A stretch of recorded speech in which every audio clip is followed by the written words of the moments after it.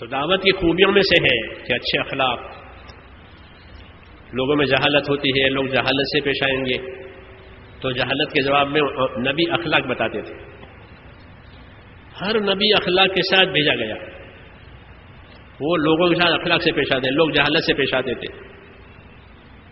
حضور صلی اللہ علیہ وسلم کو بہت بڑی جاہلیت کے زمانے میں بھیجا، زبردست جاہلیت، سوائے شرک کے لوگ کچھ نہیں جانتے تھے. آپ کو اخلاق کا سب سے اونچا معیار دیا تھا. وَإِنَّكَ لَعَلَىٰ خُلُقٍ عَظِيمٍ، کہ آپ تو اخلاق کے بہت اونچے معیار پر ہیں. اسی سے جہالت کٹی ہے. جہالت کے جواب میں اگر حضور جہالت کرتے اور لڑنے والے سے لڑتے تو لڑائی ہی ہوتی، لڑائی ہی بڑھتی. آپ نے یہ نہیں کیا، بلکہ جہالت کے جواب میں اخلاق سے پیش آیا.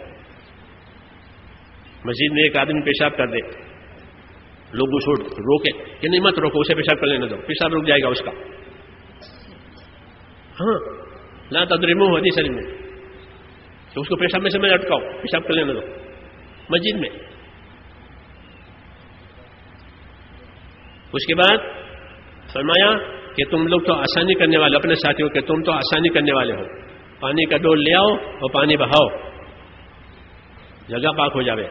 ان کو یہ سمجھایا، اس کو یہ سمجھایا کہ بھائی یہ تو مسجد ہے، اس میں تو نماز پڑھی جاتی ہے، اس میں تو اللہ کا ذکر کیا جاتا ہے، اس میں تو اللہ کو یاد کیا جاتا ہے، اس کے لیے یہ نہیں ہے.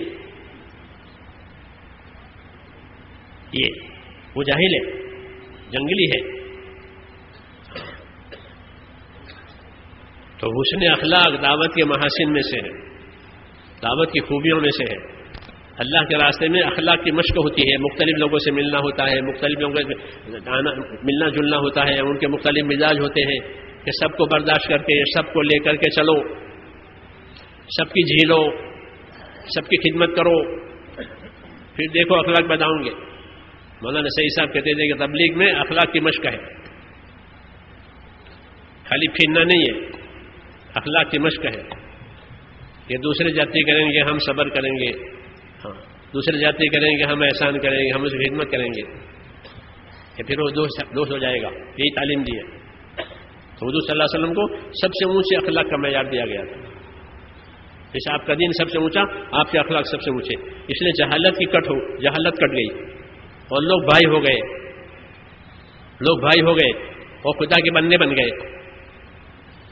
تو دعوت کے محاسن میں سے ہے اچھے اخلاق، کہ اچھی نیت، اچھے اعمال، اچھے اخلاق، اچھا اسلوب، اچھے ڈھنگ سے اپنی بات پیش کرو. حسن اسلوب، یہ ہم دعوت والوں کو سمجھنے کی بات ہے.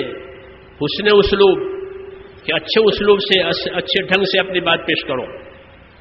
مار کاٹ کی بات نہیں ہے، یہ رد کرنے کی بات نہیں ہے، تحقیر کی بات نہیں ہے، تردید کی بات نہیں ہے، تنقیص کی بات نہیں ہے.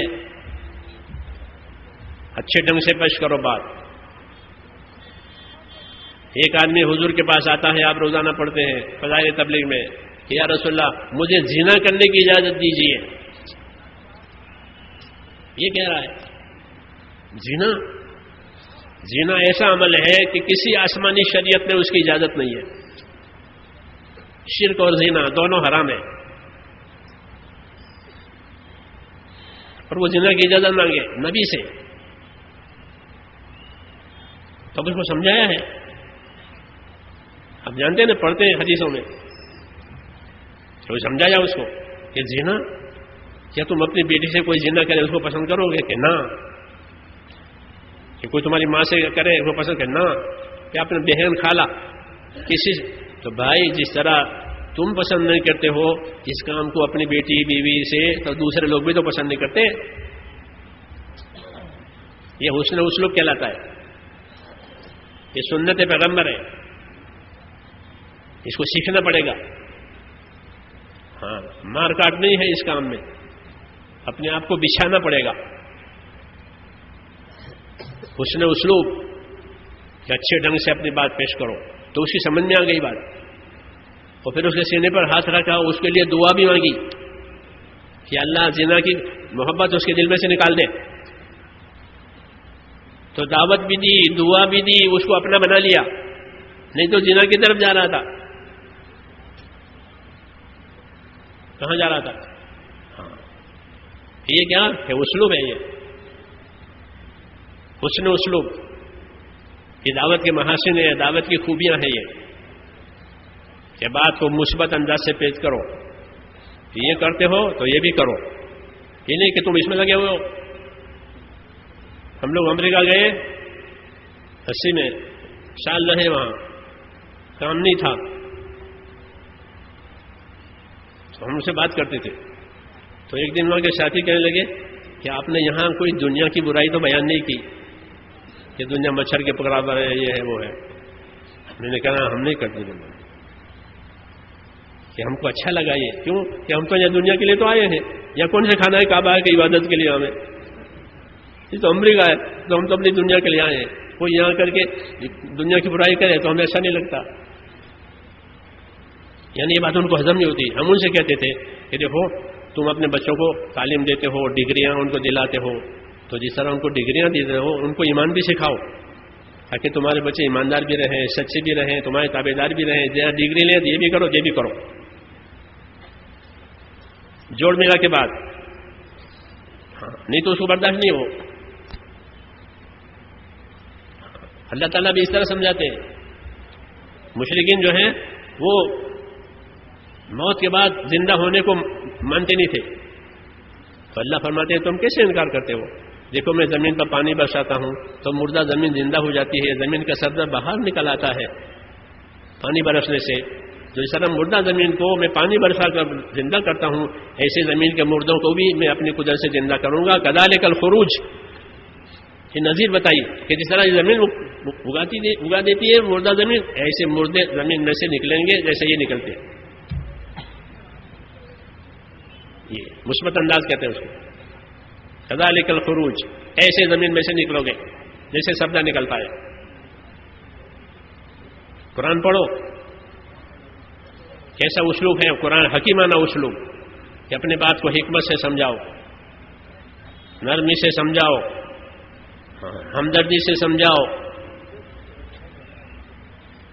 محاسن دعوت مولانا سید خان صاحب ہم کو سمجھاتے تھے رحمت اللہ علیہ. یہ محاسن ہے دعوت کے، دعوت کی خوبیاں ہیں یہ. اچھا اسلوب، اچھا گمان، مسلمانوں سے اچھا گمان رکھو، حسن ظن. ہاں تمام مسلمانوں سے عموماً اور اپنے ساتھیوں سے خصوصاً اچھا گمان رکھو. اسلامی معاشرت کا حکم ہے کہ آپس میں تمہارے گمان اچھے ہونے چاہیے. جب اچھے گمان ہوں گے تو اچھائیاں نظر آئے گی، بدگمانی ہوگی تو برائیاں نظر آئے گی.